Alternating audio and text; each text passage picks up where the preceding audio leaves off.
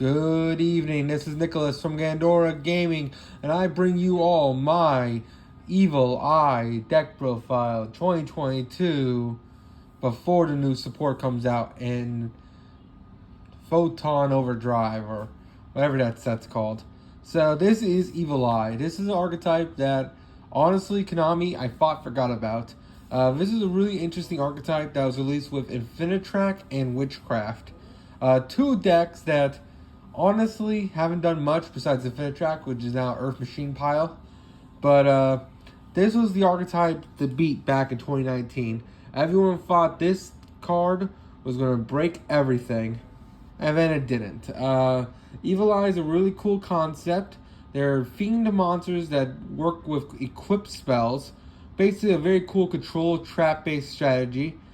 The problem is that they're not a good trap-based strategy. Their main deck monster is great, the equipped spell is cool, but they have costs to them that really hurt the deck as a whole. And it's not doing anything more special than every other cool control deck in Yu-Gi-Oh! But I really enjoy this archetype. It's really cool. It's gotten a few waves of support over the last 2-3 years. And I think the support is really swell. They're getting two really good cards. And Photon Overblast, or whatever that set's called, that's going to come out next year. Basically, they're getting a new spell card and a new main deck monster. This guy is going to be a mandatory 3 of. He's very broken for this archetype. Is going to make the deck relevant? Probably not. But for the archetype as a whole, it's definitely raising it up a few bars. Basically, this card is a quick effect Masquerade, allowing you to not only special summon it if you control an Evil Eye card, but and then it has a quick effect Link summon, which is really, really strong. And you can summon it during your player's turn. Very powerful effect. The other card is a spell card that adds any Evil Eye card. And then you can banish it to re-equip a Selene card, which is the equip spells. Very powerful card as well. Both are really good for the archetype. Both are going to be mandatory 3-ofs. One's a Rhoda, the other one's a really good Link Climber. The only issue? It doesn't really solve the main problem with Evil Eye, which is they don't really do enough as a whole as an archetype. They're really cool control-based strategy. They're really powerful monsters, but in the end of the day, Yu-Gi-Oh! Was just always faster than them. Witchcraft got really broken Link cards, and of course they're not Link cards, I don't know why I said that, good support cards. They have a new fusion card that allows them to get like +3 every turn. And as for Infinitrack, they haven't really gotten much. They got a couple of good waves, but honestly, just because of their good attribute as Earth Machines, they're always going to be an essential role in Earth Machine decks as a whole. It's kind of like Machinas and Gadgets, where those cards were literally reprinted like 10 years ago, but they still have some relevancy, and due to the fact that they're good legacy port and the fact that their engines work well. It's very good archetyping. Every machine card is always going to up these decks up, so they get indirect support almost every year. Evil Eye is different. It is a Fiend Dark deck that has Link monsters, it only has 2, and it's average. It's a really cool deck, and let's just get straight into it. I think the support is really strong, but again, for now, I feel like this deck is still rogue as hell. First things first, Serzial Watcher the Evil Eye. When this deck came out, this guy was splashed in True Dracos for a time being, and a couple other trap-based strategies. This guy is really, really good. Basically, what he does is when this card is normal summon, you add 1 Evil Eye card from your deck to your hand. So he's reinforcement in the army. He's basically Stratos for the entire archetype. But he also has the effect when he's equipped with a Selene card, which you'll see is like the Evil Eyes themselves, his equipped spells. Basically, he's a quick effect, destroy 1 card on the field, which is really, really strong. He also has a cost, though, that once a turn during the standby phase, after the effect to destroy one, after he did his quick effect, you had to destroy 1 card on the field that you control, which sucks. So that's the kind of the gimmick with Evil Eyes, is that it's kind of like an eye for an eye kind of thing. If you hurt your opponent using their effects, you then have to hurt yourself the next turn, which is kind of stupid in my opinion. But I guess there's a way of balancing them all out. But personally, I feel like they would still be average even without the restrictions. Next, this is a 3 of. I might as well show it off. This is a mandatory 3 of. He's the best monster in the whole archetype. You have to play him. If we could have played 6 more copies of this dude, we would. But for now, he's the best one. He's a 3 of. Mandatory. Next, we play 2 Medusa, Watcher of the Evil Eye. This card's decent. It basically does everything that he does, but it's differently. Basically, when this card is normal summon, you target 1 Evil Eye card in your graveyard, add to hand. So while this one adds from deck, this one adds from grave. I mean, its quick effect basically says you target 1 monster in your opponent's graveyard and banish it. But then during the next standby fight, you gotta banish 1 card in your graveyard. So again, there's a restriction. You have to banish cards in your own graveyard. It sucks, but what can you do? It's a very good monster. It's why we have 2 of. But if you notice a theme here, that's 5 normal summons already in the main deck. And this one adds from grave. This one adds from ham. If she had a way of special summoning herself, we'd play more of her. But she's just a normal summon. So she's kind of alright. If anything, with the new support comes, we might even cut her. Next, we play Basilisk, Familiar of the Evil Eye. This guy's a 2 of. He might go to 3 with the new support. Basically, if you control an Evil Eye monster, you can special summon this card from your hand. Then you can only special summon Basilisk, Familiar, Evil Eye once per turn this way. He is technically a Familiar card, which is kind of weird. If you don't know, the Familiar possesses an entire archetype. They're like the Charmers. So it's weird that he's like an evil version of him, at least by name. And then his effect is during the main phase, you can send 1 Evil Eye spell or trap from your deck to grave, and that's actually not that bad. He basically just a Foolish Burial, but for spells and traps. Foolish Burial Goods, I believe, that's the spell card that does it. It's a very interesting effect, and he's just a good card. He's just good free body on board to help you link climb. And finally, for our last one, we play 1 Catapis, the Familiar Evil Eye Possessed. So I just realized all the main deck monsters are familiar eyes, but they're evil. Really strange. Basically, he has the effect you can target 1 Evil Eye spell or trap you control, and it makes it can't be destroyed by your opponent's card effects, which is cool until the next turn. And then if you control a Evil Eye monster, except this one, while this card's in your graveyard, you can special summon this card, but banish it when it leaves the field. It's an interesting card, but overall, again, it's just another extender. We probably switch this one out and her for the 3 new for the 3 copies of the new monster. You don't want to play a big monster count because there's not actually that many monsters in this entire Archetype to begin with. But you kind of just want to link climb, and luckily enough, the other monsters help you link climb. Next, we go on to our spells, which is actually surprising a lot of in this Archetype. First is our field spell, Evil Eye Domain of Paradolia. I'm not actually sure how to pronounce that. This and Selene. These 2 cards plus the equip spell were a very strong engine in 2019. It was like used for a couple of months, and then everyone realized it kind of wasn't enough. Basically, what this card does is you could add 1 Evil Eye monster from your deck to your hand, which is great. So the field spell immediately searches something, just like the Tier Element field spell. And then once returned during the damage step, if an Evil Eye monster is attacked, while Evil Eye of Selene is in your spell trap zone, which is the equip spell, basically, you make the battle damage you take also inflicted to your opponent, which helps because when this guy is equipped to the equip spell, he's harder to kill by battle. Basically meaning that whatever damage your opponent takes, he's going to take it as well, and my monster's going to live, which is really, really good. Also, if this field spell is destroyed by card effects, target 1 Evil Eye Domain, Evil Eye monster in your grave, add to hand. You only activate its effect once a turn. That's actually a really strong effect because since Sergio has to destroy a card, you can destroy your own field spell in order to then get an advantage from the grave. It's a very interesting mechanic. I really like it, and it's good 3 of. You also play the 1 Terraformer to get it as well. A lot of good. These right here are like the best cards in the deck. Next, you play 1 Evil Eye Response. This is probably a cuttable card, but I kind of want to test it out. Basically, when you activate this card, banish 1 Evil Eye card from your grave, draw 1. And then once per turn, after the damage calculation, attack Evil Eye monsters equipped with Evil Eye Selene. Attack an opponent's monster, you banish the opponent's monster, which is really, really cool. And if a spell or trap is destroyed by card effect, this one, target up to 3 of your banished Evil Eye cards, return them to grave. You can only activate this effect once per turn. This is just a really, really cool effect.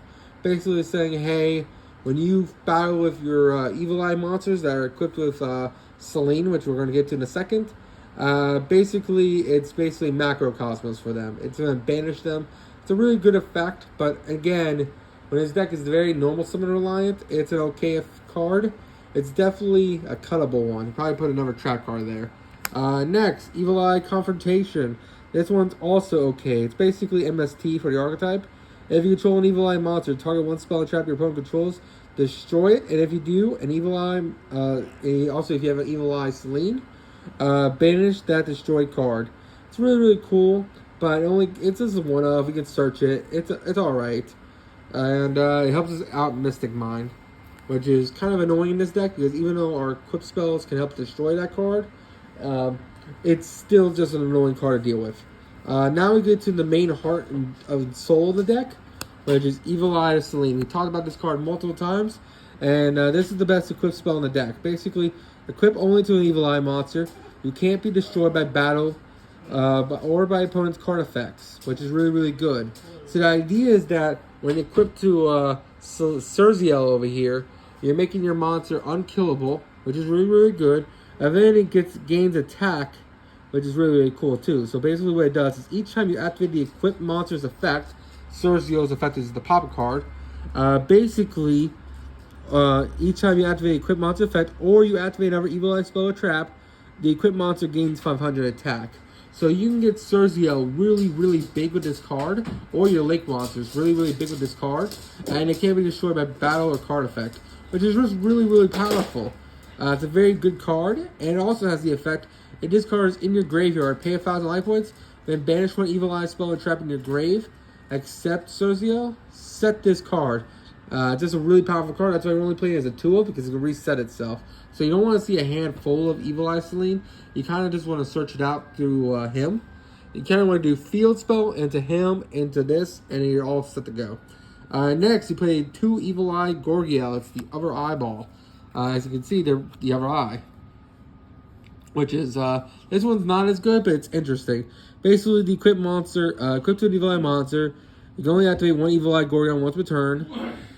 This name becomes Evil Eye Selene, which is important because they all get their effects off Evil Eye Selene. While your life points are lower than your opponent's, the equipped monster gains attack equal to its difference. Basically saying, hey, since my life points are going to naturally be lower because I'm playing a control deck that honestly is a little outdated, this guy's going to gain the difference, which is really good. I mean, basically, you banish this card from your grave, discard 1 Evil Eye card, and add 1 Evil Eye spell or trap to your deck to your hand. That's a decent effect, but I hate that you have to neg yourself in order to add. I wish it just says banish this card from grave and then add. I hate that you have to discard a card, but whatever. It's a decent 2-of. Next is our last 2-ofs and our last spell in general, Evil Eye Awakening. Now, Evil Eye Awakening is not a bad card at all, but basically it just says, hey, special summon Evil Eye monster from your hand or grave. Or if Evil Eye Selene's on the field in your spell and trap zone, you special summon 1 Evil Eye monster from the deck instead. It's a very powerful card. I do used to play 3 copies of it. Here's the 3rd copy right here. But I felt like I just kept bricking on it, and I felt like I wanted more interruption and trap cards. Thus, I took it out. You can play 3 if you want. Personally, I'd like 2. If you want, honestly, you can put this to 3 and cut one of the Evil Eye Response or the Confrontation. I recommend the Response because even though Response is kind of cool in how it's a macro effect, it doesn't really do anything without an Evil Eye monster or with the equip spell, which is one of the big issues of this archetype. A lot of the cards require you to have Evil Eye monsters and then equipped with Selene. So if you can't get your engine going, a lot of cards that are in the archetype just don't work, which is why we're not playing as many as we want. There's like a whole bunch of cards for this archetype, and basically we're not playing them because they don't work unless you have the setup. And if you don't have the setup, you kind of lose. Especially doesn't help that this deck has no really going second pressure. This deck is very hard going first. It's very floodgate set pass. It's a very cool archetype, very interesting, but ultimately it definitely needs some love. And I'm glad it's getting some love in Photon Overdrive or whatever that set's called. Now we go on to the trap cards. First things first, we play 3 Evil Eye Retribution. This might be one too many, but I really just like this card. It's an archetype Solemn Judgment. Basically, when a spell or trap is activated, while you have an Evil Eye monster, negate the activation and you do destroy it. And then if you have Celine in the back row, basically your opponent can't negate this effect, which is really, really good. I wish it negated monsters, but hey, what can you do? Still a decent effect. I guess we have our linked monsters are supposed to negate them. But I just wish this card was a little stronger. I wish it was more like Judgment. But hey, what can you do? Now we go on to our generic spells and traps. Sorry about that. I have a little dog. Basically, we're playing 2 Dogmatic of Punishment, 2 Terrors of the Underroot. We're just going to pull them all out real quick, so give me 1 second. 2 Compulse,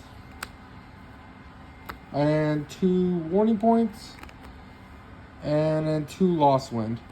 And that is it for our generic spells and traps, like our normal traps. Basically, I just wanted a large array of cards to say screw my opponent. I wasn't wanting to play too many floodgates. So basically, my idea was I want a whole bunch of normal traps to say I interact with my opponent without having to say I'm sitting on a floodgate, deal with it. I'm still playing those kind of cards, but I'm not playing them as much. So I also say your spells and traps do get cluttered. And because of that, you don't want too many back row because you might not be able to re-equip cards. So that's a weird dynamic. You want your spells and traps to leave the field eventually, which is really interesting. And now we'll go on to our continuous traps, which we have a few. First things first, I have 3 Crackdown. Crackdown is just a really good card overall. The fact that you can just steal opponent's monsters during their combo is really, really strong. Yeah, you can't use it for really effects and anything, but basically with Crackdown, you can destroy their monsters by using the effect of your Surziel's cost, which can come up immensely. We also play 2 Goes in Match and 2 Rivalry to finish off the deck. 2 really strong Floodgates. I couldn't min-max on 3 Rivalry because Rivalry is really good in this format. Goes in, not so much, but it's still decent enough Floodgates. Rivalry, anyone knows, basically says you can only control 1 type. Goes and says you can only control 1 attribute. Well, since we're all Dark Fiend monsters in the main deck and the extra deck, these don't really hurt us. We also could have played Anti-Spell, but I figured we have a lot of spells, so I kind of didn't want to do that. And I just felt like these 2 are just really good in this format. If you want to switch this out for a summoning limit, that wouldn't be bad either. I just feel like that's a good ratio of spells and traps. And that is it for the main deck. Now we'll go on to so now it's time to talk about the extra deck. Now, to be honest, I can go over really generic cards you can be playing, like rank 4s, and also the cards you use with Dogmatic of Punishment. But honestly, I feel like we already know all those cards. You kind of already know the targets for Dogmatic of Punishment. I kind of just want to go over the evil twin monsters, and then go from there, to be honest. Like, these 2 are the really main important cards of this archetype. They're the only 2, Link 2 and Link 3. I feel like this deck got a Link 1, it'll be broken. But for now, a Link 2 and Link 3 is all we got. And they're decent effects. They're really good monsters. But again, I feel like this new support makes him better. This guy used to be hard to make because a Link 3 in his deck, when we didn't have that many special summons, was really, really hard to do. So I'm happy that this Link 3 is a lot easier to make now due to the fact that that card in the new set basically is a free Link summon, which is really, really strong. And it is a free body on board. Basically, I'll talk about the Link 2, and then I'll go to the Link 3. But Link 2 is Gorgon, the Empress of the Evil Eye. And she's 2 monsters, including an Evil Eye monster, so she's not generic. So don't be thinking about splashing in other archetypes, but she's decent. Basically, she gains 100 attack for every Evil Eye card with a different name in your graveyard. So she's basically incentivizing you to play different types of cards, which is cool. The only issue with that is that a lot of Evil Eye cards require you to have a Celine setup, and if your opponent stops you, you're kind of screwed. So you don't want to play too many Celine cards. Well, not evil Celine cards, Evil Eye cards. Thus, her gaining attack doesn't really help. It's cool though, you can get her like 3,000 at most, but most of the time she's going to be like plus 500. She's going to be like 24. But with the equip spell plus the field spell, she gets bigger over time anyway, so that's fine. And then basically she has a quick effect where you can target 1 monster your opponent controls and negate its effects until the end of the turn, which is really, really good. The only issue is she has the same issue that Sergio has, or once per turn during the end phase, during your standby phase, my apologies, destroy one monster discard points to. That really sucks, the fact you're going to destroy a monster discard points to. Luckily, she only points down, so that's fine. But overall, I do wish that requirement wasn't a thing. Still a decent effect, but whatever. And then finally, we have Zerziel, Ruler of the Evil Eye. Now, this guy is kind of our boss monster. He's really, really good. The only issue was it was really hard to make him in our own archetype. Basically, he's 2 Evil Eye monsters, or 2+ Evil Eye monsters, so he's not generic at all. And basically, when this card is linked summon using monsters with 2600 more attack as material, which is basically saying make her with Gorgon, because Gorgon gains attack with every material, so you can naturally get her up to 26 and then make this one. And basically what he says is that when you get higher than 26 material, this card will make 2 attacks during the battle phase, which is great. Control decks would love a boss monster that can attack multiple times. And then if this card is equipped with an Evil Eye Celine, which it will, quick effect, target one card your opponent controls, destroy it. You'll use the effect of him once per turn. And then once per turn during the standby phase, after this activation, negate the effect of one effect monster this card currently points to. So that effect isn't too bad. That's actually a really good effect. That's actually a 1+. Because he can negate monsters during the standby phase, it means, let's say we have a Sling pointing to him, or another one of our Medusa pointing to him. Basically that means, hey, the restriction that this guy would usually do in like popping a card, you don't have to do that anymore because this guy's negating it. And that's his restriction. So that's actually a really decent effect. Again, I wish he did more. It's cool that he pops a cord. It's cool that he's really big. But after that, that's all he is, really. He's just a really cool 2600 beat stick. But for 3 link materials, you just make any generic link 3 and just make access code. So that's why I say he's a little outdated. Now, don't get me wrong, he's still really cool. With the Celine card, he can't be destroyed by battle card effects. And he gets really, really big and he pops cards. But, again, in modern Yu-Gi-Oh, that's not enough. It's really, really good. I wish it was the Permanent Towers. And they gave this deck like an access code. Not access code. Agnes or Rival Cybers. Then it'll be sick. Because then you have the equip spell. He's popping cards every turn as a quick effect. That's just really strong. But for now, we have a Link 2 and a Link 3. We're missing a Link 1, and we're missing a Link 4, I think. Both of these cards are really good. I think the Link 1 should help us climb up to the Link 2 and Link 3, and the Link 4 should just be the ultimate payoff monster. I don't know what it could do, because this one already pops and this one already negates. But make it like reborn. How about this? Maybe make the Link 4 like a generic negate and pop, and then have it reborn once per turn during your turn, one of your Link monsters, to a zone it points to. So that you can have your negate and another pop. I feel like that would be really, really strong. And it wouldn't be too broken because you're stuck playing Evil Eye anyway. That is it for the deck profile. I hope you all enjoy. I think this archetype has potential. But again, I don't think the 2 cards was enough to get this deck real life. I think it's like good support, helps the archetype move up a tier, but it's still not in like tier 3. If anything, it's like going from tier 5 to tier 4. It's a really cool control deck, really interesting mechanics. I just wish there's more support, and I wish that these 2 cards weren't the only 2 cards. Give us a Link 1, give us a Link 4. I feel like this deck can do wonders. But for now, you all take care. Thank you for enjoying the content. See ya. And don't do anything stupid.